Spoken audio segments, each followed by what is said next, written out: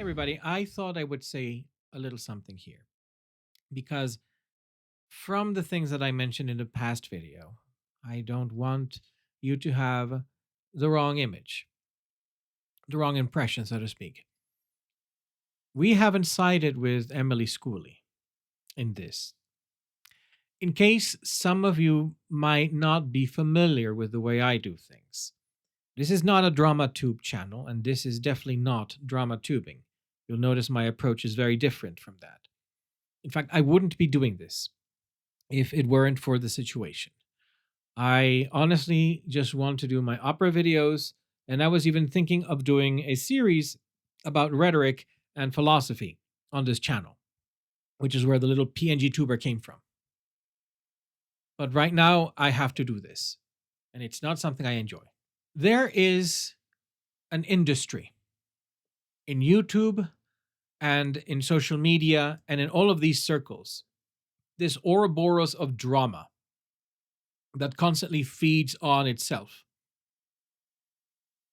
Now, Terry Pratchett wrote that stories have a life of their own and they get fed people to pass through the well trod paths of the past and make them deeper and deeper and deeper. And he was very right in many ways because the stories that we keep repeating start dragging people in, not just ourselves, but dragging others in. And that is the industry of drama, the industry of publicizing yourself, of monetizing yourself instead of your skills, instead of the art that you make. Now we are monetized, and that is not good because it engenders and it encourages the worst impulses among attention seeking people. And drama is one of the best ways to garner attention. We have been taught, thanks to things like trash TV and reality TV, that we need to be full of controversies, that we need to be interesting, the wrong value of interesting. So, this is not a drama channel, and this will not be a drama channel when this is over. I will start talking about rhetoric so that you people out there can arm yourselves against manipulation. And we'll talk about many different ways that people can manipulate with language and other things as well. Because I think it is time that people start building armor against this sort of thing, against the thing that just goes past your defenses because you're not thinking, you're just absorbing, you're consuming. And it's time that we moved from being consumers to observers.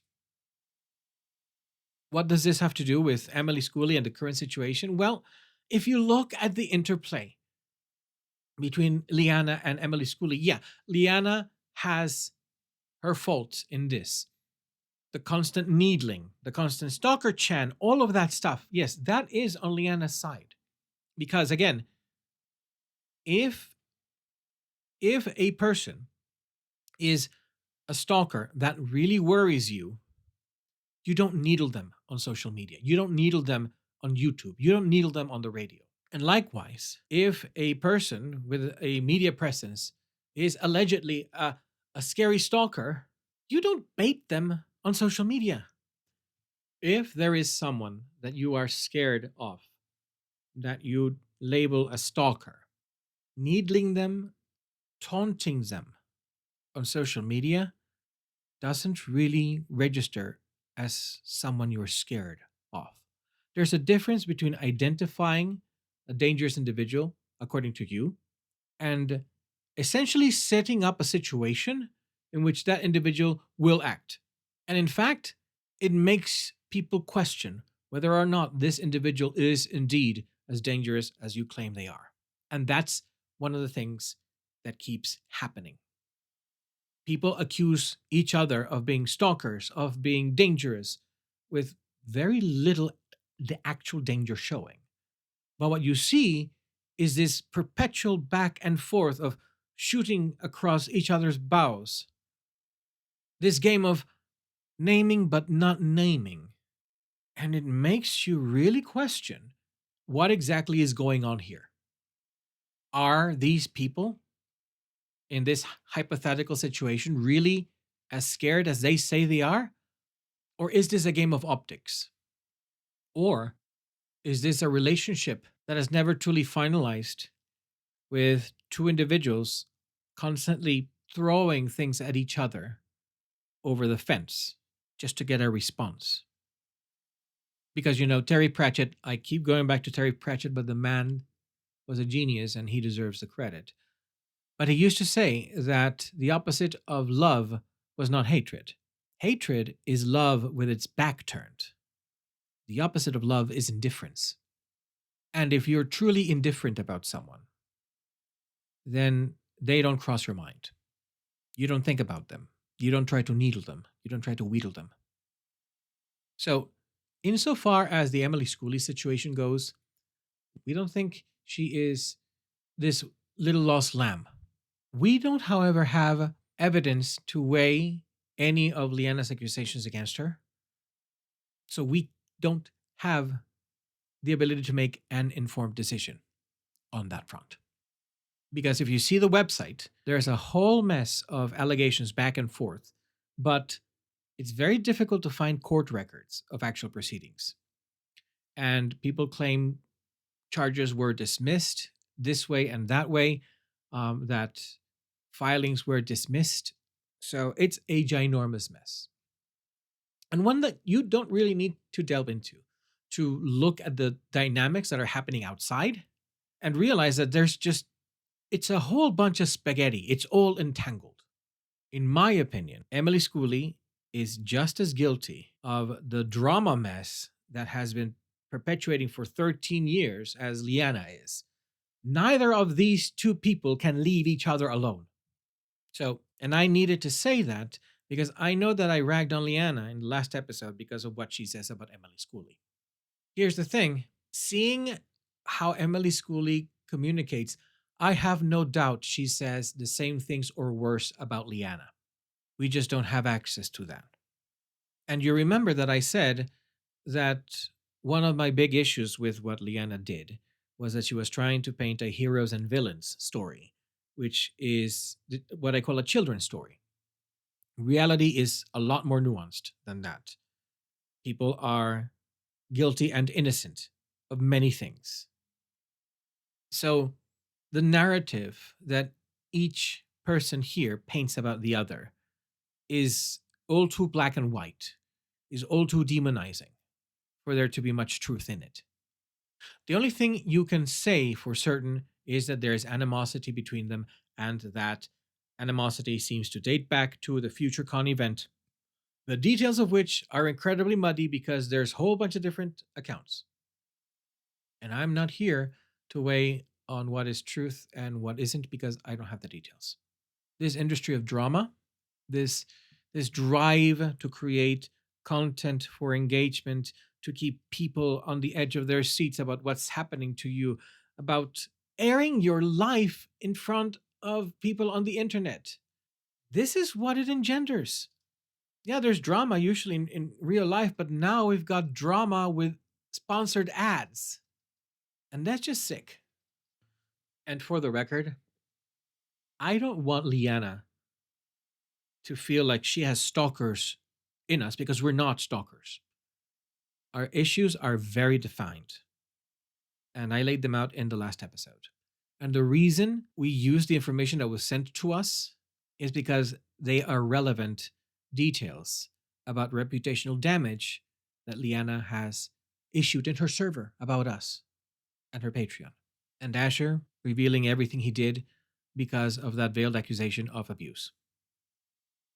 The only fear I honestly want Leanna to have of me is my skills to make sassy memes, basically, and to be good at mocking. And I don't hate Leanna. Leanna and I were friends for 6 years. At least I thought we were.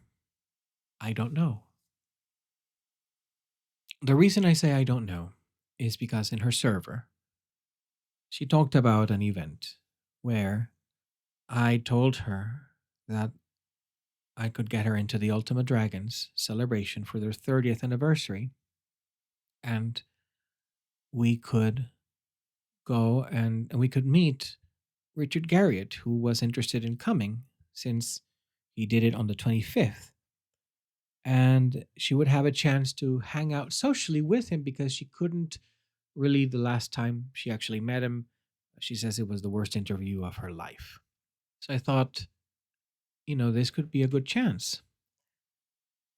So I mentioned that to her because this was in the aftermath of the PAX event where I thought she had been treated unfairly, and my heart went out to her, and I was very, very sad for her, and she seemed to be very, very distraught.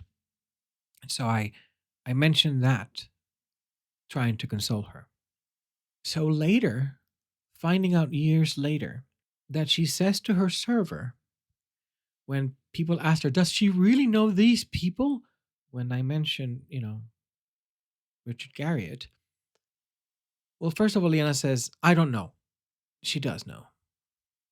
She does know I'm a part of the Ultima Dragons, that I've met Richard Garriott. But the second part of that sentence is where she says, I just said, how cool when he mentioned the Ultima Dragons to let him feel important. So you're going to forgive me if that lets me say, I don't know if we were ever friends. The picture that paints is someone who will lie to you just because they may think that's what you want to hear. The other alternative is that, of course, she was trying to make me look pathetic to her server by lying, because, yes, she does know. And so then she rewrites history. Again, that is yet again another question. Were we ever friends if the friendship and any kind gesture I made for her gets turned into ammo to ridicule me? I don't know if Leanna Kirsner and I were friends. I certainly wanted to be her friend, and I tried to be her friend, but I don't know. But the bottom line is, I don't hate her. I am angry at the things she has done. I hope that she starts making better decisions in the future. The friendship is over. It will never be rekindled because the actions that she took, we consider, are just not, they're not forgivable. But I do not wish her ill. I do not wish her harm. I just wish she would get her head of her butt. But I also wish the same thing for Emily Schooley, too. And that's why you're never going to hear me say, oh, yeah, I know Emily Schooley was right about everything. Because Emily Schooley, in my opinion, is just as an unreliable narrator as Leanna is. When you try to sift through claims from either of them, unless you have hard evidence, it's going to be very, very difficult. I'm setting the record there. We don't side with Emily Schooley either. We are not drama tubers. This is not a drama channel. We're tired of people who get fed into the gristle of the drama machinery. Maybe we need to start making better stuff. Maybe we need to stop dealing with the stupid algorithm and just look at wholesome things. Go look at Katarina Zebrovna. Go look at Caitlin Dowdy. Go ask a mortician. Stop tuning in on drama. Because when you tune out of drama, all of the drama queens, they realize that nobody's watching the show. And they're going to have to find something else to do with their lives. That's all. I hope you have a good week.